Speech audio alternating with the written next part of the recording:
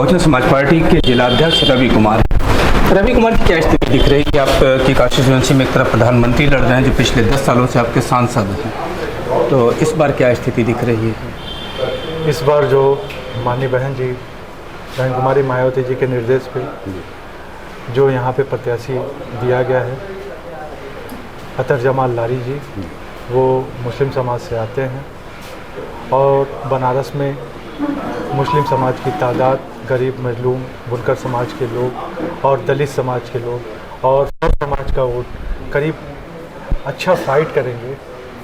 और ना कि जो है ये नरेंद्र मोदी जी को और जो इंडिया गठबंधन की जो प्रत्याशी हैं, ये फाइट में जो समझ लीजिए तिकोड़ी यहाँ पे बनारस में लड़ाई है। ये जो माननीय मोदी जी की जो रैलियाँ अभी हुई हैं, उस रैली में भी जो है समझ लीजिए ये LIU, यहाँ हम नहीं कह रहे, ये LIU की रिपोर्ट है कि जो है यहाँ पे जो भीड़ थी वो बाहर की भीड़ थी, यहाँ लोकल जनता उनके साथ। लोकल जनता उनके साथ नहीं है, लेकिन इस बनारस के संसदीय क्षेत्र पर फिलहाल अब तक इतिहास में कभी बसपा का परचम नहीं फहराया है। ऐसे में भले उनका कम हुआ हो, आपको कैसे लगता है कि जनता आपके साथ आ जाएगी? क्या आंकड़े हैं? जबकि लगातार बहुजन समाज पार्टी का वोट बैंक खिसकता जा रहा है। विधानसभा में आपकी बड़ी संख्या हुआ करती थी, कभी आप लार्जेस्ट पार्टी थे और आज आप सिंगल नंबर डिजिट में सिमट गए हैं। ऐसे में क्या लगता है? आपने सन 2009 का भी चुनाव देखा है, यहाँ से भी माननीय बहन जी ने माइनॉरिटी समाज, मुस्लिम समाज के भाई को टिकट देने का काम किया था, जो मुख्तार अंसारी थे। मात्र 17,000 वोट से वो सेकंड फाइटर थे। वो इतिहास में दर्ज होता, लेकिन माहौल ऐसा बना दिया गया कि जो सपा के भी कैंडिडेट थे वो भी भाजपा को समर्थन दे दिए। इस वजह से जो है हमारा प्रत्याशी सन 2009 में कुछ वोट से हारा। नहीं, हमारा यहाँ बहुजन समाज पार्टी का सन 2009 में ही हम सांसद दे। अच्छा, एक चीज़ और देखने को मिल रहा है कि जब कोई भी आपका नेता भाजपा के खिलाफ थोड़ी सी आग उगलता है तो उसको पार्टी हटा देती है। ये भी कि आपके राष्ट्रीय संयोजक तक को अपरिपक्व करार दे दिया गया जब उन्होंने भाजपा के खिलाफ बोला। तो दलितों के मुद्दे पर भी आपकी पार्टी कभी ज़मीन पर नहीं दिखती है, केवल ट्वीट पर। मायावती भी कभी डिजिटल नहीं हो रही थी, लेकिन अचानक से केवल ट्वीट पर वो भी ट्वीट कर देती हैं। कोई पार्टी का आपके नेता ज़मीनी स्तर पर आंदोलन करता हुआ दलित मुद्दों पर भी नहीं दिखता, जिसके लिए आपकी पार्टी जानी जाती है बहुजन समाज के लिए। देखिए, बहुजन समाज पार्टी की एक ही हम लोग की नेता हैं, वो बहन कुमारी मायावती जी। बहन कुमारी मायावती जी, उनका शासन अनुशासन आपने 4 बार देखा है जी। जो माननीय बहन जी जो डिसीजन लेती हैं, माननीय बहन जी किसी भी दल या किसी भी व्यक्ति को कभी व्यक्ति विशेष कभी टिप्पणी नहीं करते। वो समझ लीजिए राष्ट्रीय उपाध्यक्ष रहे हों, जयप्रकाश सिंह रहे हों, कोई भी रहा हो, माननीय बहन जी सबको एक ही निगाह देखते हैं। जो भी गाइडलाइन या अनुशासनहीनता करता है, माननीय बहन जी सख्त तेवर और नेता कहलाने वाली जो है। जब आपकी जो पार्टी शुरू हुई थी, मान्यवर कांसीराम ने जब इस पार्टी को बनाया, तो मान्यवर कांसीराम इसी के जाने का कुछ सख्त टिप्पणी करते थे, खुल के बोलते थे। इवन कि उनका एक बड़ा नारा था जो चर्चित हुआ, जहाँ से पार्टी को बड़ा एस्टेब्लिशमेंट मिला, तिलक तराजू और तलवार इनको मारो जूता चाह। इस तरह का स्टेटमेंट अगर आपको जहन में हो। उन्होंने बाबा डॉक्टर भीमराव अम्बेडकर की चीज़ों को लेकर के वो आगे बढ़े, और आज जब तमाम पार्टियाँ वही बाबा भीमराव अम्बेडकर को लेकर के आगे बढ़ रहे हैं, वो कह रहे हैं कि संविधान खतरे में। बाकी सारी पार्टी को एजेंडे में संविधान बचाना बहुत मुखर होकर के दिख रहा है, लेकिन बसपा संविधान के बात पर एकदम चुप है, बाबा साहब भीमराव अम्बेडकर के नाम पर चुप है। ऐसा कुछ भी नहीं है। आपने देखा है, ये जो आपने बातें कही, तिलक तराजू और तलवार इनको मारो, ये माननीय बहन जी ने, माननीय हम लोग की नेता ने ये कभी नहीं कहा। ये बीजेपी और सपा के लोगों ने ये फैलाया। नहीं, ये तो मुखर नारा है, आप इसको पढ़िए। ये हमारे नेता ने ये कभी नहीं कहा। कांसीराम जी का ये बड़ा नारा है, आप कभी भी आप पढ़ लीजिए। ना, ये कभी उनका स्टेटमेंट सुना दीजिएगा। हम सुना देंगे, हम दिखा देंगे, अब जब भी हमारे साथ बैठना चाहें। और रही दूसरी चीज़, ये माननीय बहन जी दलित स्वर समाज के लिए, दलित मुस्लिम हर समाज के लिए, स्वर समाज के लिए कदम कदम पे जो है कि लोकसभा और राज्यसभा और विधान परिषद पे, और जो है ट्वीट के माध्यम से और प्रेस वार्ता के माध्यम से हमेशा जो है कि मुद्दे उठाते रहते हैं। अभी सारे पेपर लीक हो रहे हैं, अग्निवीर हुआ या युवा बेरोजगार है, महंगाई के मुद्दे पे बहुत उभर करके पिछले वो 5 सालों से बहन जी का बहुत उभरा हुआ स्टेटमेंट, जिस तरह से मुखर होकर बोलती रही, उनको हम लोगों ने सुना। ऐसा नहीं कि हमेशा ऐसी रही। पिछले 5 सालों से लगभग वो एक दूसरे किस्म की राजनीति करने लगे, बहुत शांत हो गई हैं। हमले भी होते हैं तो समाजवादी पार्टी पर ज़्यादातर हमले हो जाते हैं, कभी कभार लग बाई चांस वो भाजपा पर भी कुछ कह देती हैं, लेकिन बहुत मुखर होकर के नहीं बोल रहे। नहीं तो हर स्टेटमेंट में दिखता था मनवादी हैं, इनके खिलाफ हमारा दलित समाज लड़ेगा, मैं दलित समाज की बेटी हूं, लेकिन अब उस तरह की स्टेटमेंट नहीं आता है। देखिए, ऐसा कुछ भी नहीं है। माननीय बहन जी का हमेशा ये नारा रहा है, सर्वजन हिताय सर्वजन सुखाय। सर समाज की माननीय बहन जी बात करती हैं, और आपने जैसे कि ये कहा कि माननीय बहन जी ये मुद्दे नहीं, ये आप सरासर गलत बोल रहे हैं। माननीय बहन जी हर ट्वीट के माध्यम से, आपको फिर हम बताना चाहिए, ट्वीट के माध्यम से, रैली के माध्यम से तो कर रहे हैं कुछ रैली भी पश्चिम से चलते हुए चला आ रहा है, और आज जो है मऊ में भी है।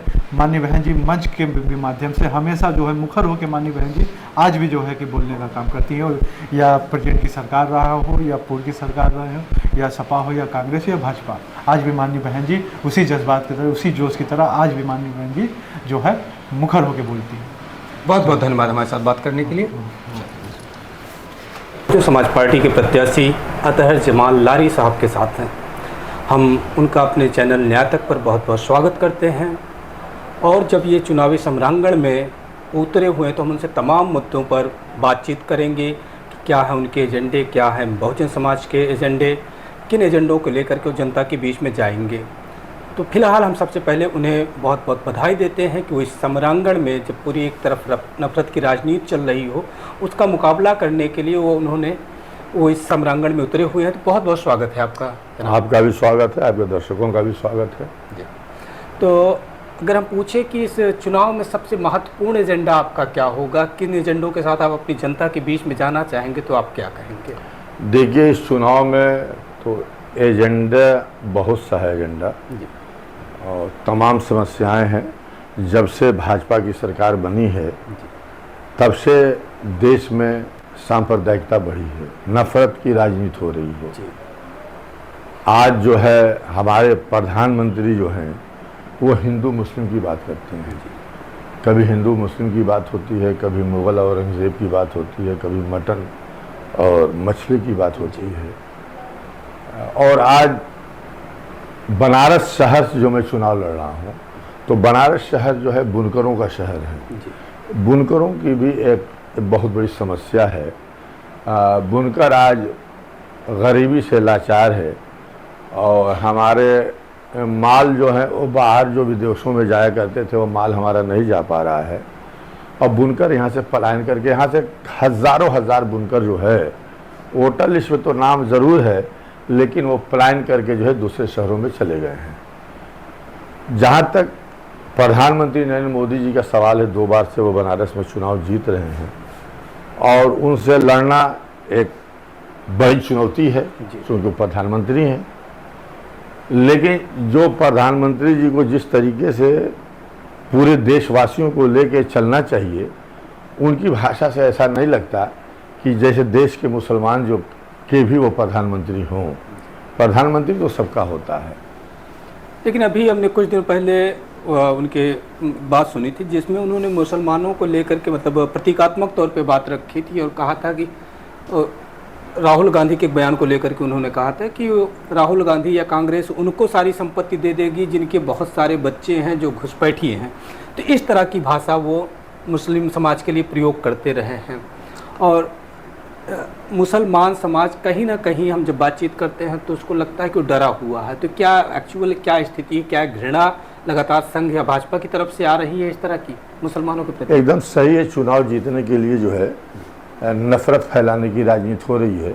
कभी 80-20 की बात होती है, कभी मुसलमानों को घुसपैठिए कहा जाता है, कभी उनको ज़्यादा बच्चा पैदा करने वाला कहा जाता है। ये तमाम चीज़ें जो हो रही हैं वो सिर्फ जो है ध्रुवीकरण के लिए जो है ये बातें हो रही हैं। और जहाँ तक सवाल ये है नफ़रत की बात, तो एक प्रधानमंत्री को ये शोभा नहीं देता, ये नहीं करनी चाहिए। कभी वो कहते हैं कि कपड़े से पहचान लिए जाते हैं। हम पूछना चाहते हैं, क्या इस देश के राष्ट्रपति फ़खरुद्दीन अली अहमद घुसपैठिए थे? डॉक्टर जाकिर हुसैन घुसपैठिए थे? वीर अब्दुल हमीद घुसपैठिए थे?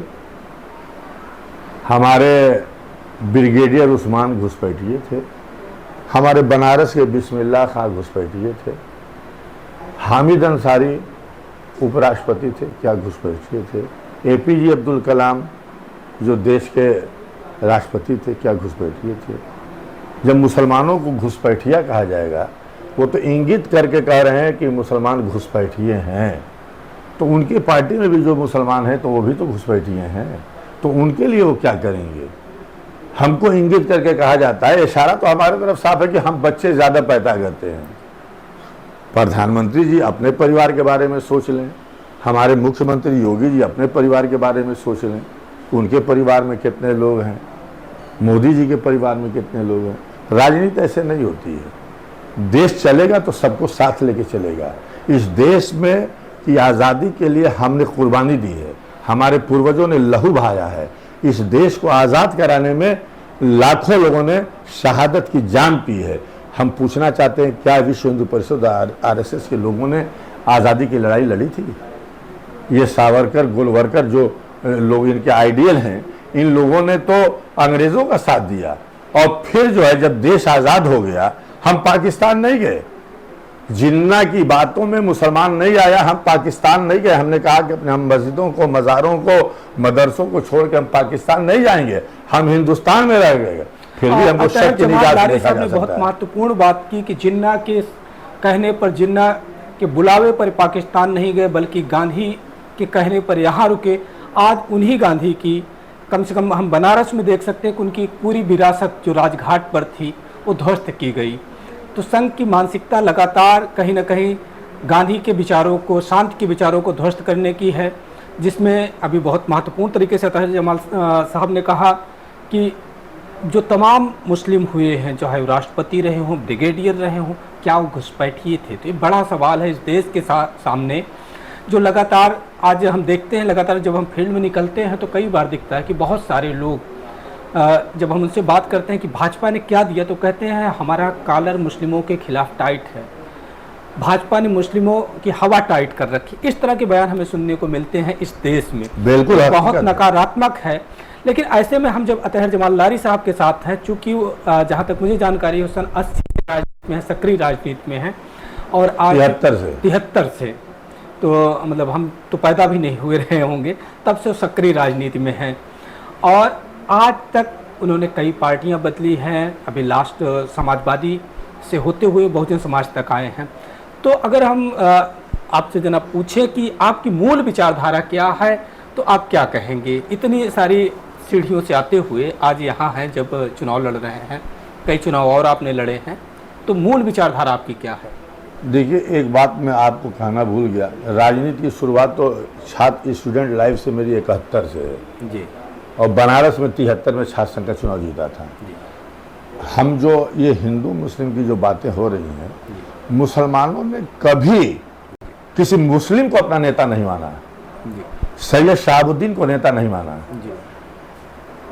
असदुद्दीन अवैसी है उनको नेता नहीं माना। हमने तो हमेशा नेता माना हिंदू समाज के लोगों को, चाहे वो चंद्रशेखर हो, वीपी सिंह हो, मुरारजी देसाई हो, चाहे समाजवादी चिंतक राम मनोहर लोहिया हो, मुलायम सिंह यादव हो, लालू यादव हो, या जो भी हो, तमाम नाम है, हमने उनको नेता माना, हमने उनको मुख्यमंत्री बनाया। और फिर इस तरीके की बात की जाती है, हमारे खिलाफ जहर उगले जाते हैं, जिससे हमारे समाज को और हमको तकलीफ होती है। दूसरी बात आप जो पूछना चाहते हैं कि हम कई पार्टियों से, कई जैसे जनता पार्टी से हम चुनाव लड़े हैं, जनता दल से हम चुनाव लड़े हैं, और जब भी हम चुनाव लड़े हैं तो मजबूती से लड़े हैं और भाजपा के खिलाफ लड़े हैं। हम 1991 में भी यहाँ से लड़े थे, 93 में भी लड़े थे, कैंट विधानसभा क्षेत्र से हमको तो 91 में बेईमानी से हराया गया था, बहुत कम वोटों से। हम 2004 में भी लोकसभा का चुनाव लड़े थे, 84 में भी लोकसभा का चुनाव लड़े थे। तो हमारा यही है कि देश में जो है सांप्रदायिकता खत्म होनी चाहिए, लेकिन देश में सांप्रदायिकता भाजपा की सरकार बनी है, बढ़ती जा रही है, और सिर्फ वोटों की राजनीति के लिए इस तरीके की बात हो रही है।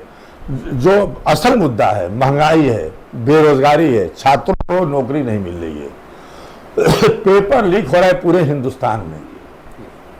जिस तरीके से जो है अग्निवीर योजना लागू की गई और आज जो सबसे बड़ा खतरा इस देश को वो संविधान को है। आज डॉक्टर भीमराव अम्बेडकर बाबा साहब ने जो संविधान दिया है वो संविधान के बदलने की बात कर रही है और भाजपा के तमाम नेता बोल रहे हैं आज देश में लोकतंत्र खतरे में है। आज जो है महत्वपूर्ण आपने बात कही है कि संविधान पर एक बड़ा खतरा है। इस खतरे के प्रति तमाम विपक्ष पार्टी के नेता लगातार आगाह भी कर रहे हैं, इवन की चाहे और कांग्रेस के राहुल गांधी हों, सपा के अखिलेश यादव हों, लगातार संविधान बचाने की बात कर रहे हैं। संविधान एक मिनट अपनी बात उसमें मायावती जी भी हैं। लेकिन मैं वही कहने जा रहा था कि मायावती जी जो डॉक्टर अंबेडकर की विचारधारा से जिनकी पार्टी शुरू हुई, मान्यवर कांसीराम कभी डॉक्टर अंबेडकर की विचारधारा को लेकर के जमीन पर उतरे, आज वही बहुजन समाज पार्टी संविधान को लेकर के सबसे ज्यादा खामोश, जितना अभी आपने बोला इतना लगभग पूरी पार्टी भी संविधान के मुद्दे पर नहीं बोलती दिख रही ऑन स्क्रीन। नहीं क्या वजह है? इवन कि यहाँ तक मैं स्पष्ट कर दूं कि जब आपकी पार्टी का कोई नेता आज की तारीख में बस भाजपा के खिलाफ मुखर होकर बोल रहा है तो उसे पार्टी से निकाल दिया जा रहा है। यहाँ तक कि मायावती जी ने अपने भतीजे को भी तब पार्टी से उसको संयोजक बनाया हुआ था, राष्ट्रीय संयोजक थे, लेकिन उनको भी पार्टी उनके पद से हटा दिया गया कि अपरिपक्व करार दिया गया। जो भाजपा के खिलाफ बोल रहा है उसे दूर कर दिया जा रहा है मेन स्ट्रीम से। भाजपा के खिलाफ और कांग्रेस के खिलाफ ये दोनों एक सिक्के के दो पहलू हैं और बहन मायावती जी हमेशा भाजपा के खिलाफ बोलती हैं। आकाश आनंद जी से थोड़ी सी चूक हुई, जो एक शब्द उन्होंने जूते वाला इस्तेमाल किया वो नहीं कहना चाहिए। ये तो जब मान्यवर कांसीराम लेकर के आए थे पार्टी तो उनका एक बड़ा नारा था, तिलक तराजू और तलवार इनको मारो जूताचार, इस नारे के साथ ही कभी पार्टी बनी थी। हो सकता है कि आवेग में उन्होंने कह दिया हो, लेकिन एक उसकी वजह से पूरी पार्टी के संयोजक पद से हटा दिया जाना क्या उनके राजनीतिक हत्या नहीं है? नहीं, उन्होंने तो साफ कहा कि बहन जी का फैसला हमें सर आंखों पे मंजूर है और जो भी फैसला करेंगी हम उनके साथ हैं। वह पार्टी में है, पार्टी में काम कर रहे हैं। ऐसा नहीं कि उनको पार्टी से ही हटा दिया गया है, वो पार्टी में आज भी हैं। और बाबा साहेब की जो उन्होंने संविधान दिया है, बहन जी उन्हीं की वारिस हैं और वही जो है उन्हीं को लेकर के ये पार्टी बनी है और उन्हीं के विचारों पे चलने का काम बहुजन समाज पार्टी करती है।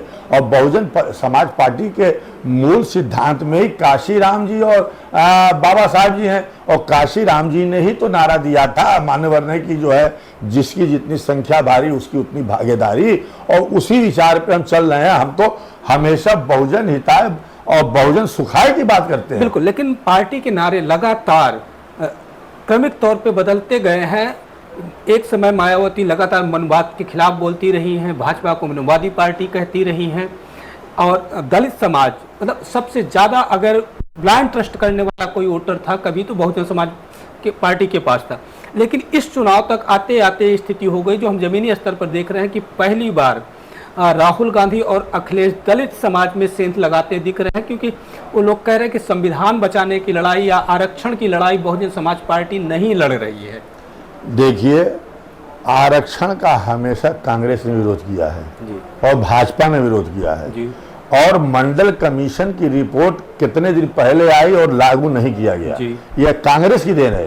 राजीव गांधी से लेकर के कांग्रेस में चाहे इंदिरा गांधी जो देश के प्रधानमंत्री हुए हैं, तो इन लोगों ने जो है आरक्षण का विरोध किया है। सबसे ज्यादा विरोध करने वाली पार्टी अगर कोई रही है आरक्षण का तो कांग्रेस रही है और भाजपा रही है। लेकिन आज इनकी जमीन जो खिसक रही है, वो खिसकती हुई जमीन को देख करके जो है आज आरक्षण की और सामाजिक न्याय की बात कर रहे हैं। इन्होंने कभी भी आज तक कांग्रेस की सरकार रही बाबा साहेब डॉक्टर भीमराव अम्बेडकर को भारत रत्न से नवाजा नहीं किया। कांग्रेस के नेता हिंदू राष्ट्र की बात करते हैं। इनका जो है कमलनाथ जी ने जो है हिंदू राष्ट्र की बात की और कहा कि भारत हिंदू राष्ट्र है, जहां पे 80% हिंदू हैं वह हिंदू राष्ट्र है। तो इनके यहाँ खुद राहुल गांधी ने कहा था कि हमारे पार्टी में भी आरएसएस का स्लीपर सेल है और तमाम आरएसएस के लोग, चाहे प्रमोद कृष्णम हो चाहे कमलनाथ हो, ये तमाम आरएसएस के लोग जो थे वो कांग्रेस में हैं और आज भी हैं। और वो नहीं चाहते कि कांग्रेस की जो है वो दलितों और पिछड़ों को आरक्षण मिले। और इसमें कई बार लोगों ने विरोध कांग्रेस के नेताओं ने जताने का काम किया है। तो हम कभी भी नहीं मान सकते कि कांग्रेस पिछड़ों और दलितों की जो है हमदर्द है, अल्पसंख्यकों की हमदर्द है। कांग्रेस की हुकूमत में हम मुसलमान थे, अल्पसंख्यक थे। हिंदुस्तान की आज़ादी के बाद हम जो है नौकरियों में 40% थे और लगातार कांग्रेस की सरकार रही जिसने हमारी नौकरियों को छीन लिया और आज हम नौकरी में 1 और 1.5% है। ये कांग्रेस की देन है। पूरे देश में जितने दंगे हुए वो कांग्रेस ने कराए। जो कुछ भी कांग्रेस जो कहती है वो भाजपा करती है। कांग्रेस और भाजपा में हम कभी फर्क नहीं मानते। आज राहुल गांधी जो है घड़ियाली आंसू बहा रहे हैं, लेकिन इनके पूरे खानदान ने जो है अल्पसंख्यकों और दलितों को और पिछड़ों को छलने का काम किया है। अच्छा, यहाँ पर लगातार दिख रहा है कि जो कांग्रेस की स्थिति थी या इंडिया गठबंधन अभी जो बना वो लगातार पीडीए की बात कर रहा है और इसमें बहुजन समाज पार्टी लगातार पिछड़ती जा रही। जैसे एक समय था कि उत्तर प्रदेश की सबसे बड़ी पार्टी बहुजन समाज पार्टी हो चुकी थी, लेकिन आज विधानसभा में आपकी केवल मतलब एक सिंगल नंबर संख्या रह गई है। तो इसकी क्या वजह हुई कि क्यों मायावती? ऐसा है, हमारी पार्टी पूरे देश में है। हम आंध्र में भी जीतते हैं तो राजस्थान में भी जीतते हैं। हमारे नेताओं को तोड़ लिया जाता है।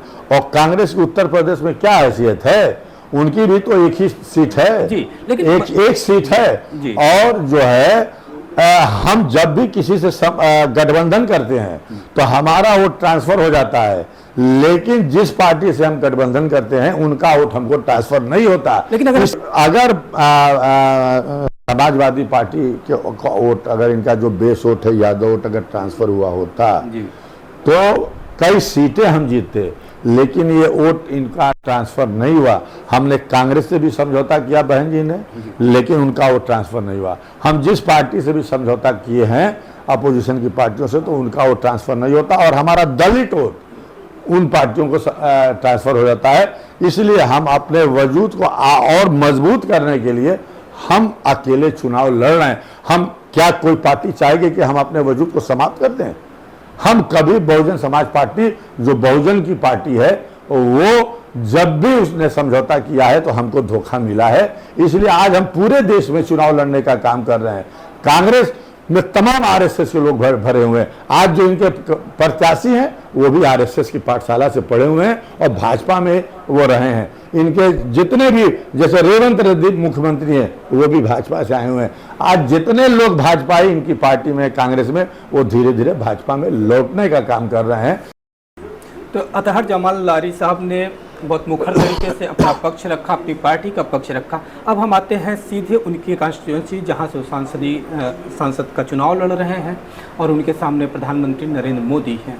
तो यहाँ के मुख्य मुद्दे क्या होंगे जिनको लेकर के आप जनता के बीच में रहेंगे? यहाँ किन चीज़ों को लेकर के लड़ाई है? देखिए, बनारस में वो चुनाव जीते हमारे प्रधानमंत्री नरेंद्र मोदी जी और 2 बार से प्रधानमंत्री हैं। आप बनारस आए, देख लीजिए बनारस में क्या विकास हुआ है। बनारस बुनकरों का शहर है। आज बुनकरों की हालत क्या है आप खुद पता कर लीजिए।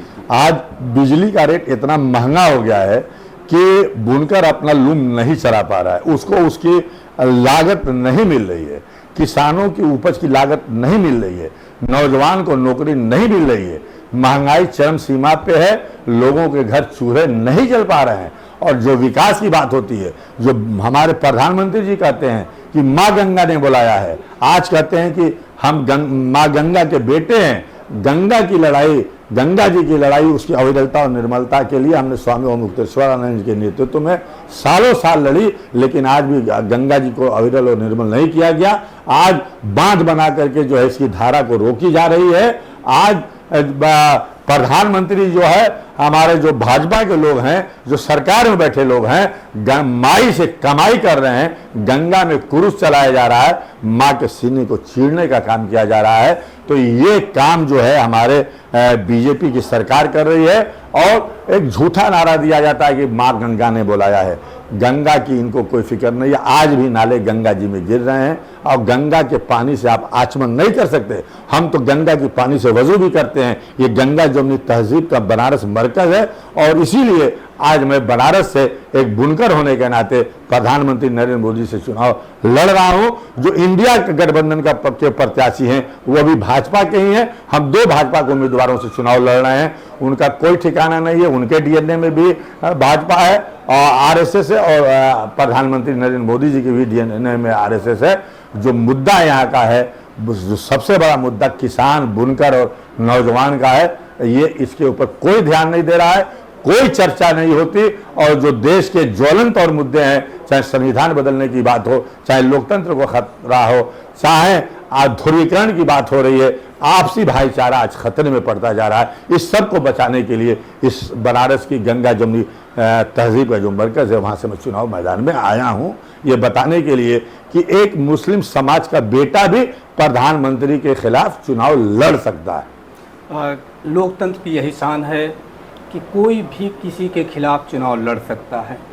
बनारस वही शहर है जहाँ जिसे कभी कबीर का शहर कहा जाता था, जहाँ से प्रतिरोध की एक मुकम्मल आवाज़ उभरी थी। कबीर भी उसी जुलाहे समाज से थे जिससे आज अतहर जमाल लारी साहब हैं। उन्होंने भी बुनकरी की थी, इन्होंने भी बुनकरी की है, उनको बचाया है, तमाम बुनकरों के लिए काम किया है। तो हमारी तमाम शुभकामनाएं हैं कि वो इस क्षेत्र से, यहाँ से सांसद बने, यहाँ के लोगों का, गरीबों, मजलूमों, वंचित समाज का प्रतिनिधित्व करें। बहुत बहुत धन्यवाद जनाब अतहर जमाल लारी साहब का हमारे साथ बातचीत करने के लिए, न्याय तक के दर्शकों से बातचीत करने के लिए। बहुत बहुत शुभकामनाएं, धन्यवाद। बहुजन समाज पार्टी की मुखिया का हम शुक्रिया अदा करना चाहेंगे कि उन्होंने बुनकरों के बीच में बुनकरों के बेटे और उसके भाई को भेजा है चुनाव की शक्ल में। हम लोग चाहेंगे, हम तमाम बुनकर लोग उनके साथ हैं। लोगों के सुखों दुखों में आने जाने का काम करते हैं। इस समय ये वाराणसी क्षेत्र में अच्छी तरीके से चुनाव लड़ रहे हैं। मंडल वाला लारी साहब नेता में तो बोले कि बहुत अच्छे नेता है, उनका नाम पब्लिक में इतना चर्चा है कि लोग खुद जानते हैं कि लारी साहब आ गए।